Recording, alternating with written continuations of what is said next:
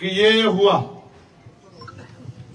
लेकिन मेरा ये मानना है, मीडिया के लोग भी यहां हैं, 2009 में हमारे कॉलेज का अंतिम समय था, देहरादून में एक रणवीर इनकाउंटर हुआ था। उस इनकाउंटर में एक नौजवान जो अपने गांव से चलकर देहरादून गया था, वहां के एक दरोगा जी से किसी बात पे उसकी बहस हो गई। उन दरोगा जी का नाम जीडी भट्ट था। दरोगा जी को यह बात बर्दाश्त नहीं हुई कि एक नौजवान ने उनसे किस तरह से सवाल किया, तो उन्होंने उसको पकड़ा, अपने साथियों को लिया और जंगल में ले जाकर उसके सीने में खूब सारी गोलियां दाग दी। ये मैं नहीं कह रहा हूं, ये उस घटना की सीबीआई जांच हुई है। 17 पुलिसकर्मियों पे कार्रवाई हुई, आजीवन सजा हुई है। यहां जितने लोग खड़े अपने फोन का इंटरनेट खोल के गूगल पे चेक कर लो, रणवीर इनकाउंटर, जितने मीडिया के लोग खड़े हैं, जितने पढ़े लिखे जिम्मेदार लोग खड़े हैं, कोई पता कर लो, आपको पता लग जाएगा कि रणवीर के परिवार के साथ क्या हुआ। लेकिन उस समय विपक्ष जिंदा था, उस समय विपक्ष बोलता था, उस समय की सरकारें भी सुनती थी। लेकिन आज गूंगी बहरी सरकारें बैठी हुई है और विपक्ष मुंह पे ताला लगा के बैठा। 21 MLA मिलकर एक FIR नहीं करवा पाए। ये दिया है उत्तराखंड को आप लोगों ने। मैं आपको विश्वास दिला कहता हूं, हम लोग यहां के अधिकारियों से अभी बात करेंगे और नेता के तौर पे, मेरी बाजू के तौर पे अमरीश कपिल और महक सिंह जी और भीम आर्मी आजाद समाज पार्टी के नौजवान और मेरे सहयोग के रूप में खानपुर के मेरे भाई, बहुत ही शानदार विधायक यहां आपके बीच में मौजूद है। मैं आपको विश्वास दिलाता हूं, क्या आपको हमारे बल पे शक है? नहीं। बताओ, क्या आपको हमारे बल पे शक है? नहीं। मैं आपको विश्वास दिलाता हूं, मेरी ये मांग है कि रणवीर इनकाउंटर की तरह इस घटना की भी सीबीआई जांच होनी चाहिए। होनी चाहिए, बताओ। क्योंकि हो सकता है पुलिस अपनी जगह सही, और हो सकता है परिवार की एक बात कही वो बिल्कुल सच है, लेकिन साबित कैसे होगा? जब रणवीर इनकाउंटर में पुलिस ने एड़ी चोटी का जोर लगा के साबित करने का काम किया कि रणवीर अपराधी था, उसके ऊपर झूठे इल्जाम लगाए कि वो यहां अपहरण करने, फिरौती मांगने, लूट करने आया था, तो तब मामला दोनों पक्षों में जब विवाद हो गया तो उनसे ऊपर जाना पड़ा। अगर वास्तविकता में यहां की सरकार न्याय पसंद है, वो वास्तविकता में अगर न्याय दिलाना चाहती है और इस घटना के पीछे कोई आरोप प्रत्यारोप नहीं है, तो सरकार को आगे बढ़ के इसकी जांच करानी चाहिए। अगर मेरे विपक्ष के सम्मानित विधायक जिस दिन मुख्यमंत्री से मिले थे, उसी दिन वहीं बैठ जाते और कह देते जब तक FIR नहीं होगी, FIR से फांसी नहीं चल रहा था कोई, FIR होती, उसकी जांच होती और जांच में जो दोषी पाया जाता उस पर कार्रवाई हो। हम ऐसी मांग करते, हमें ही कहते किसी को सजा दे दो, और हम है भी नहीं सजा देने वाले। हमारा तो ईमान, हमारा तो भरोसा कुदरत पे, ऊपर वाले पे है कि जुल्म करने वाला कभी नहीं बचेगा, जुल्म करने वाले को कोई नहीं बचा सकता। जो सत्ता में बैठे लोग हैं, जिनको लगता है कि वो मालिक है, जिस पुलिस को, जिनकी पीठ थपथपाई जा रही है, ये कहा जा रहा है कि वो पुलिस बहुत अच्छी पुलिस है, सब जानते हैं पुलिस किसकी होती है, पुलिस सरकार की होती है। आज जो सरकार है पुलिस उसकी है, कल अगर हम लोग सरकार में होंगे तो पुलिस हमारी होगी।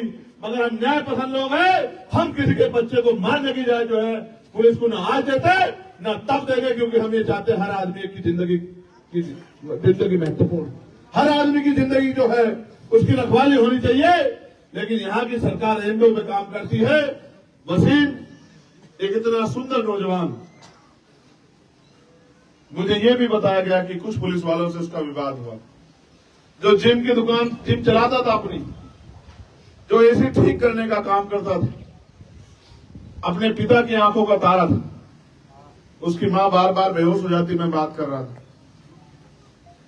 अगर मेरे हाथ में बहुत ताकत होती उमेश भाई, तो विश्वास करो आज मैं पूरे जिले को सस्पेंड करके और इन सबको बता देता कि किस तरह से जो है काम। ये ताकत मिलेगी भाई आपको, ये ताकत मैं सच बता रहा हूं, पूरे जिले को सस्पेंड कर देता हूं।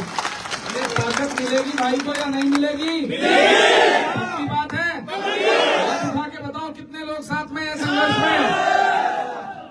मुझे आपका सहयोग आशीर्वाद चाहिए। ताकत तो उसने जिसने पैदा किया ऊपर वाले ने बहुत देर की। जब तक जिएंगे इज्जत के साथ जिएंगे, संघर्ष करेंगे। लेकिन मैं आपसे कह रहा हूं, सच में अगर आप ताकत में होती, क्या तो मैं उस कुर्सी को लात मार देता या फिर आज इस पूरे जिले को बता देता कि किसी गरीब के बच्चे को किस तरह जो मारा जाता।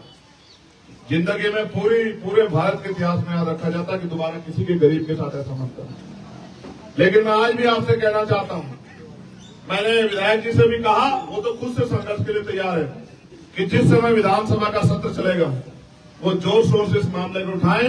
और मैं वचन देकर कहता हूं आपको कि पार्लियामेंट में सरकार ये ना समझे कि वही मालिक है, पुलिस ये ना समझे कि वही सब कुछ है, एडमिनिस्ट्रेशन ये ना समझे कि अगर वो ताकत में है, कुर्सी पर बैठे हैं तो उनका कोई कुछ बिगाड़ नहीं सकता। इस देश में न्यायपालिका है, इस देश में हम जैसे लोग हैं, हम जैसे लड़ाका लड़ने वाले संघर्षशील लोग हैं। मैं वचन दे कहता हूं कि पार्लियामेंट में इस मामले को जोर शोर से उठाऊंगा और जहां तक जाना पड़ेगा वसीम भाई को न्याय दिलाने के लिए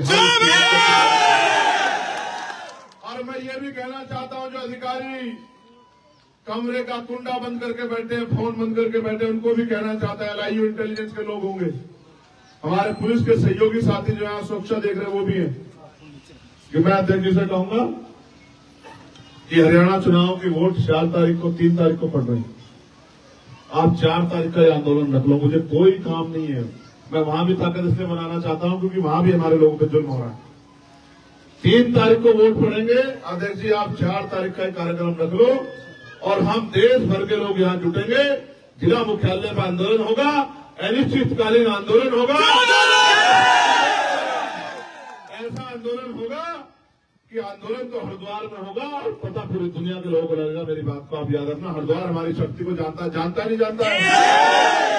हम संविधान को मानने वाले लोग हैं, हम नहीं कहते किसी निर्दोष पे कार्रवाई करो। मेरी पुलिस से मांग है कि सबसे पहले कई ऐसी घटनाएं हैं, उत्तर प्रदेश में कई ऐसी घटनाएं हुई हैं, उत्तराखंड में भी कई ऐसी घटनाएं हुई हैं, मध्य प्रदेश राजस्थान में भी जहां पुलिस के लोगों द्वारा अपराध हुआ है।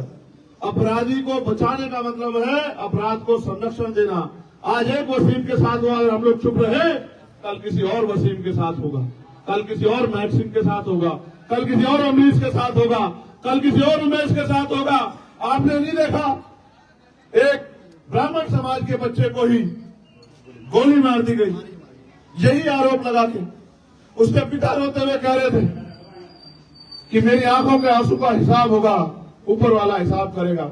मैं ये कहता हूं कि ऊपर वाला भी हिसाब करेगा और नीचे जो हम जैसे लोग हैं वो भी हिसाब के लिए तैयार है। हम भी हिसाब किताब में पीछे नहीं है किसी से। मैं आपको विश्वास दिलाता हूं, माननीय अध्यक्ष जी कहूंगा सारे काम छोड़ दो, अभी से गांव जाना शुरू करो और 4 तारीख को हम लोग, उमेश भाई आप भी समय निकाल के रखना, आप और हम सब लोग मिलके बताओ चलोगे नहीं चलोगे? बताओ, एक ये ऊपर जो लोग बैठे बताओ चलोगे नहीं चलोगे? ये तुमसे एक और बात कहना चाहता हूं, आज नहीं कहना चाहता था, इन निकम्मे नेताओं के भरोसे मत रहो। ये इनको तुम्हारी मौत पे भी, तुम्हारी लाशों में भी इनके आंख से आंसू नहीं टपकते, मेरी बात को याद रखना।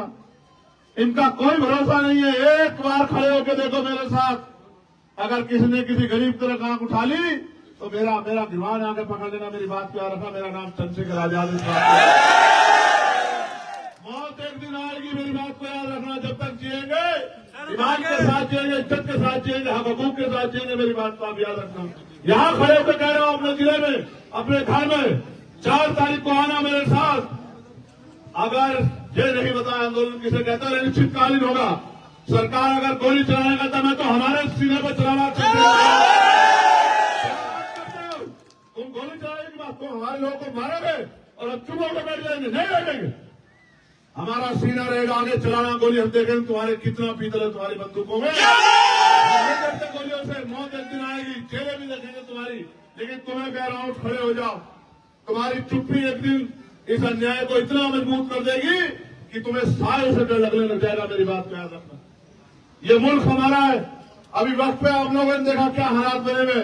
मैं आपको विश्वास दिलाता हूं, आप अपनी लड़ाई लड़ेंगे, लेकिन सरकार की मंशा में मुझे शक है, क्योंकि सरकार ने हमेशा मजलूमों को, कमजोरों को उनके कानून बना के उनको डराने का, उनको कमजोर करने का काम किया है। मैं आपको विश्वास दिला कहता हूं कि वक्त पे भी अगर सरकार इस नियत से काम करेगी कि मुसलमानों की जमीनों को लूट ले, उनके अधिकारों को लूट ले, उनकी संपत्तियों को लूट ले, तो मैं विश्वास दिला कहता हूं पार्लियामेंट में भी आप पता करा लेना। एडी चोटी का जोड़ लगा के हमने विरोध किया था जिस दिन वक्त पे ये बिल लेके आई थी।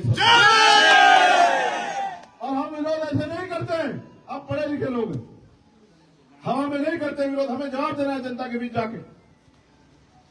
मैं आपको विश्वास दिलाता हूं जब वक्त का मामला हो, और फिर कह रहा हूं हम इंसान हैं, ना जाति ना धर्म। अगर किसी के साथ में अन्याय होगा तो हम लोग चुप नहीं रहेंगे, बिल्कुल नहीं चुप रहेंगे।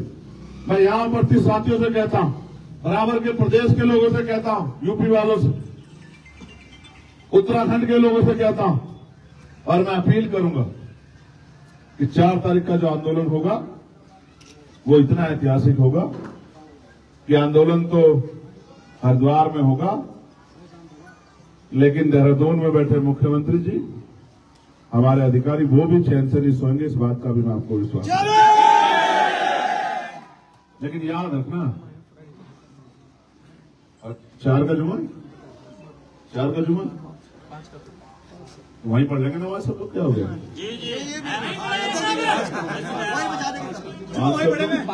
पाँच तारीख तय कर लो, 5 बताओ बेटे जी, 3 कर दूं? 3 कर देता हूं, छोड़ दो। 4 को क्यों चक्कर में पड़ रहे हो? 3 तारीख 3 ठीक है? ये 3 मेरा बहुत अच्छा दिन है। वहां ना हरियाणा में मेरे 3 का ठीक है, ठीक है 3 का। 3 का नहीं है चुनाव, 5 को वोट छोड़ेंगे, 3 का प्रचार का आखिरी दिन है। तो प्रचार करके आओगे ना? हाँ ये भी है, 5 का मैं छोड़ दूंगा प्रचार। नहीं 5 तारीख, पक्का? 5 तारीख, अच्छा 5 तारीख, चलो अच्छा डन होगी, क्यों 5 तारीख 5 कर दो। चलो अच्छा दिन तय कर, अभी तारीख दोबारा सुन लो। 5 को इन्होंने पिछली बार रुड़की में किया था, और इस बार 5 को होगा हरिद्वार। और जितने लोग यहाँ खड़े हैं ऐसे ऐसे मुट्ठी बंद करो, ऐसे वादा करो मुझसे कि एक आदमी 10 लोग लेके आएगा। आओगे नहीं आओगे? पक्का? सोच लो, जेल जाना पड़ सकता है, लाठियां खानी पड़ सकती है, सोच लो। इस हौसले के आगे तो पहाड़ झुक जाएगा मेरे बहादुर साथियों। अभी हौसले की वो कहते हैं ना कि संघर्षों के साय में घनघोर जवानी पलती है, और इतिहास उधर झुक जाता है जिस और जवानी चलती है। ये जवानी और बड़ों का अनुभव 5 तारीख को इनकलाब लिखा, नोट कर लो डायरियों में। क्या तारीख? दिन है शनिवार, और संडे की छुट्टी बनेगी भाई। रोटी का भी व्यवस्था करके चलना। आंदोलन एक दिन का नहीं होगा, आंदोलन तब तो होगा जब तक हमारी मांगे पूरी नहीं होगी। फिर कह रहा हूं, दोबारा सुनो, अनिश्चितकालीन। मैं नहीं जाऊंगा छोड़ के, नहीं जाऊंगा। मेरी लाश तो वहां से जाएगी, मैं वहां से जेल तो जाऊंगा, लेकिन आंदोलन छोड़ के नहीं जाऊंगा। आप लोगों को वचन देख कह रहा हूं। लेकिन आप भी तय करके आना, आप भी तय करके आना कि आप चैन से नहीं बैठोगे, आप भी रोटी की व्यवस्था करके आना। ऐसा ना हो कि भूखे रखते हो सब लोगों को, ऐसा तो नहीं करोगे। तो बाकी छोटी एफआईआर भी हुई है। मांग सिर्फ यही नहीं है, मांग ये भी है कि वो झूठी एफआईआर भी खत्म की जाए। होनी चाहिए, होनी चाहिए। वो जो मैं जानता हूँ डराने के लिए की जाती है, पुलिस सोचती है डर जाएंगे, डर जाएंगे। कब तक डरते रहेंगे बताओ? कब तक डरते रहेंगे? डर रहे हैं तो भी मर रहे हैं। उत्तराखंड में तो अजीब सा माहौल बना दिया है। कोई कहता है खाली करो, खाली करो, भगाओ, नीचे भगाओ, ऊपर भगाओ। हाँ। देखो पहले ये महाराष्ट्र में होता था, भगाओ भगाओ भगाओ, मारो। अब ये उत्तराखंड में ये प्रैक्टिकल हो रहा है। भगाओ, यहां से भगाओ, उत्तरकाशी से भगाओ, यहां से भगाओ, चमोली से भगाओ, है? भगाओ भगाओ भगाओ भगाओ, कहाँ भागेंगे भाई? अपना मुल्क छोड़ के कहाँ जाएंगे? कहीं नहीं भागेंगे। मरना है तो अपने मुल्क में मरेंगे, डर कर नहीं लड़कर मरेंगे। अगर मरना ही है तो शहादत देनी है तो देंगे। हमारे बड़ों ने दिए ना आजादी के लिए, दिए नहीं दिए? इंडिया गेट जाके देखो ना, देखो 52,000 लोगों के नाम मिलेंगे नहीं मिलेंगे, जाके देखो तो नहीं। हम नहीं जाएंगे अपने मुल्क को छोड़, हम सदियों से सहते हैं, सहेंगे, लड़ेंगे, हक की आवाज उठाएंगे। आप सब लोग यहाँ आए, इनका भरोसा, हिम्मत आपने बढ़ाई। ये वसीम के वालिद साहब है, पिता है। वो जो देश का तिरंगा वहां लहर रहा है ना, उस तिरंगे को मैं सलाम करते हुए कहता हूं कि आप अपने आप को अकेला मत समझो। इतने वसीम है आपके, देखो बताओ इनके वसीम हो या नहीं हो, बताओ। ये सब आपके वसीम है और मेरा जीवन भर का रिश्ता रहेगा इस घर से। जब जब इस घर को मेरी जरूरत पड़ेगी, बिना बुलाए आऊंगा। अपने आप को अकेला मत समझो, ठीक है? मगर अब आपसे आग्रह है कि आंखों में आंसू मत लाना। आपकी आंसू में मेरी हिम्मत तोड़ता ना, हिम्मत करो, सब करो। हम सब लोग प्रार्थना भी करते हैं, दुआ भी, कि आप लोग जो हैं, आप लोग सब करो, ठीक है? आप सब लोग यहाँ पहुंचे। यहाँ तो मेरी लोकसभा के लोग भी चले आए, मैं विधायक जी को बता रहा था। अभी उधर सरदार साहब को, जावेद साहब को मैंने देखा, उधर ये खड़े थे, इरफान भाई और सब लोग। और भाई यहाँ तक आगे मैं तो देख रहा था कि ये इनका मेरे बगैर जी नहीं लगता। जबकि मैंने तो कल का प्रोग्राम बना लिया कि भाई एक दिन कोशिश करके चुनाव छोड़ के जाके वहां जो है रह के आता हूँ, ठीक है? तुम लोग मुझे मिल लेना अभी, क्योंकि मुझे अभी मेरे 2-3 कार्यक्रम में मैं निकलूंगा, ठीक है? बहुत बहुत जितने साथी हैं भीम आर्मी के, ये एक हमारा वो नौजवान कहाँ है, ये कहाँ है, वे इसका क्या नाम है? ये वो जो मोबाइल शॉप चलाता है, परवेज कहाँ है? ये और ये वसीम, तमाम साथी हमारे, मेहनत करो, मेहनत करो। ये जो हमारे सब लोग, मोहनलाल, तमाम साथी हमारे, नेता के साथ सब लोग, संदीप भाई, सब लोग मेहनत करो। सुमित, मेहनत करो, मेहनत से ही काम बनेगा, ठीक है? अब थोड़ा पीछे हो जाए, मीडिया के लोगों से बात करके अपनी बात उधर पहुंचे। जमाल जमाल पीछे हो जाओ भैया, जमाल करेंगे, जमाल और राजू साहब।